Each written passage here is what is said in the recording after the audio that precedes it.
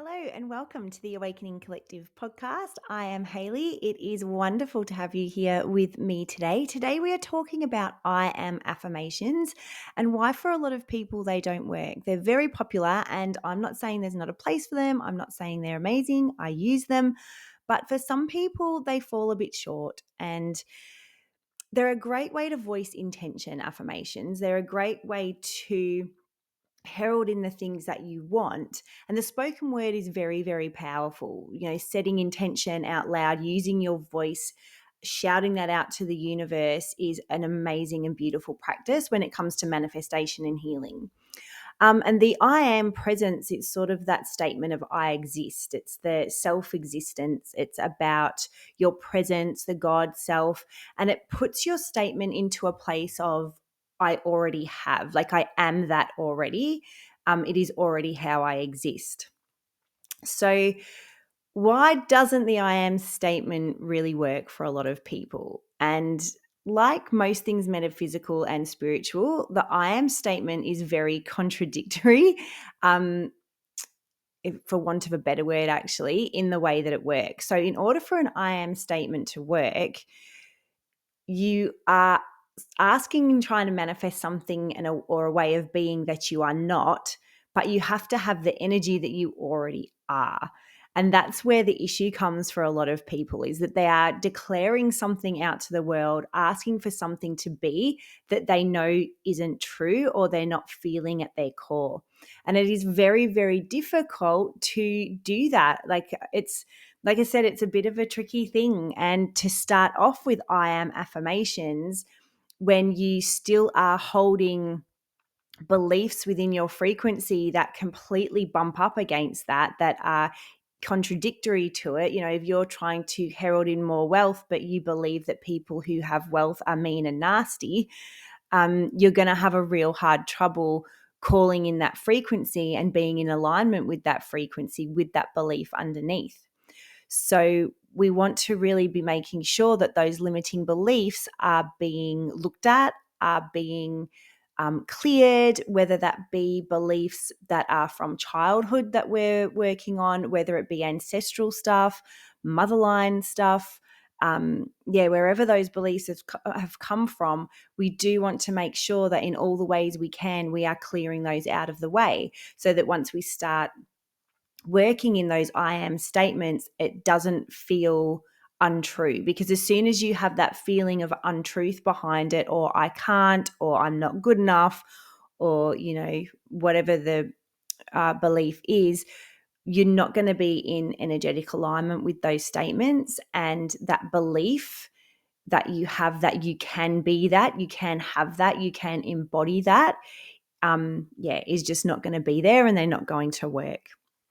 And a lot of this also comes down to safety. So we talked about this in the Ascension Accelerator last week about safety. And if you don't feel safe to have what you are asking for, to have what you are heralding in, I mean, we talked about it in terms of ascension and moving into your highest timeline and creating more joy and abundance and things like that.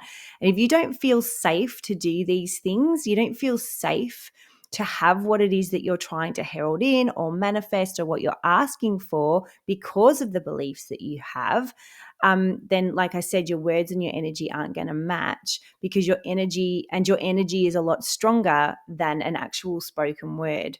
Because the frequency behind that word is what matters. And even if you're saying, oh, I am rich, and I'm just going to use this as an example today, wealth, oh, I am rich beyond my wildest dreams, but underneath there's just nothing but feeling scared and scarcity and lack underneath, then the resonance of that is going to be what's going out into the universe, not the actual words that of the thing you're trying to create.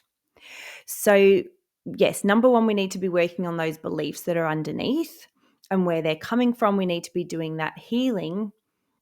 But there's other statements that we can begin to use that are going to be a lot more helpful in shifting our frequency. And like I said, we talked about that this week, because like I said, it's all about the beliefs and the safety. So let's take money as an example, just so that you can see what I'm talking about and the statements that we can use. So if you're trying to create wealth in your life, let's say you have a lot of bills that you haven't paid, a lot of credit card debt, you're trying to get ahead, but you can never seem to get there. So you are trying to bring in more wealth so that you can get on top of everything.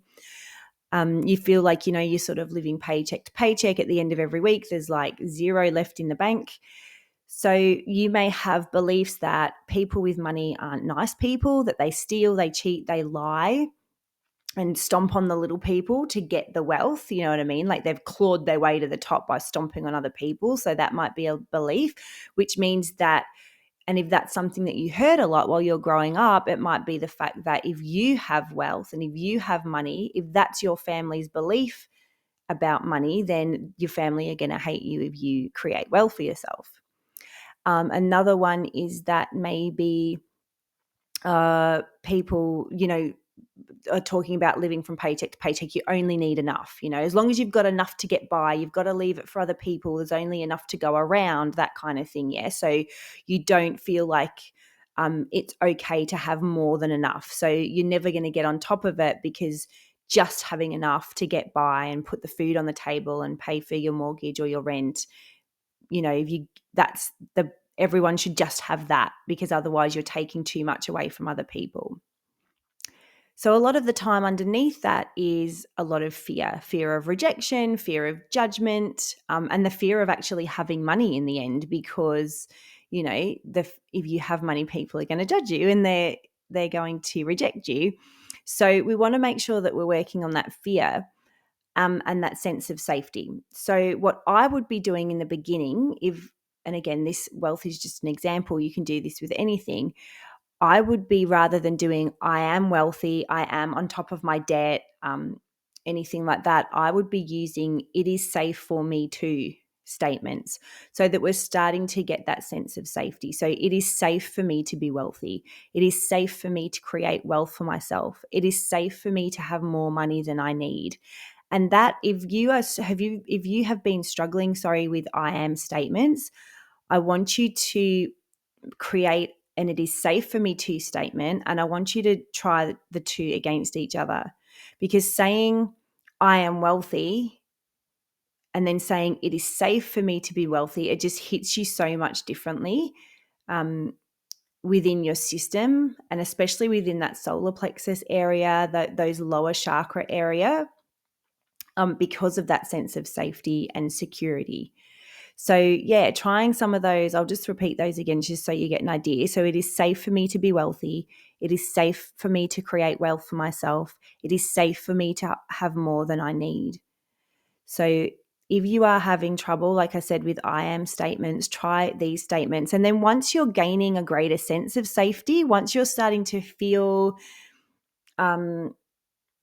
like you have a little bit more hold over that, then start using the I am statements, because not only is saying that it is safe for me to be these things, it's also going to help you clear the beliefs as well, because you're going to feel like it's safe for you to let go of things. I mean, and even in healing, it is safe for me to let go, rather than, oh, I am healed. It is safe for me to heal and grow. So yeah, just changing it around just so that you're allowing your nervous system to catch up with what you're trying to do, because it's all goes back to that fight or flight. And yeah, that safety. So calming the nervous system is a really important part of what's going on, because throughout healing, and like I've talked about before, the cycle of ascension, that you're never not healing. There's always healing coming up, and it always is calling you to step outside the box. It's calling you to step into a different energy, to step into a greater way of being, and that will always bring fear. It's always fear that's underneath, no matter what. It may come out as anger, it may come out as frustration or sadness, but it's always fear of something underneath, whether it's fear of not having enough and, not having that sense of security, whether it's, like I said, fear of rejection, fear of judgment, fear of being alone. It's always a fear that's underneath, which doesn't help our nervous system. And when you're growing and you're learning, you're healing, you're stepping into ascension, you are always being called to step outside that box. And so, yeah, you don't always feel safe to do so. So even if you're stuck in your healing, it is safe for me to heal and grow. It is safe for me to step into ascension. It is safe for me to expand. It is safe for me to let go of the things that I don't need.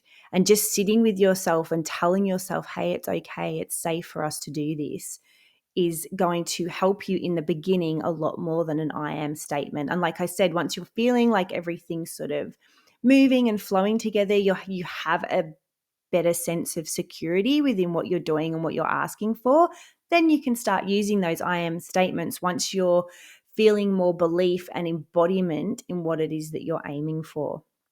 So I hope that's helped you for today. And I really encourage you, if this is you in any area of your life, even if it's around relationships, around work, around even just your healing, not just your healing, I shouldn't say just your healing, but even around your healing, to create some "it is safe for me to" statements rather than trying the I am, if you find it's not working for you. Because I know that it doesn't work for a lot of people, especially in the beginning, and people find it very frustrating and annoying because they understand that they're supposed to be embodying the frequency, but you are not going to embody the frequency if you don't feel safe.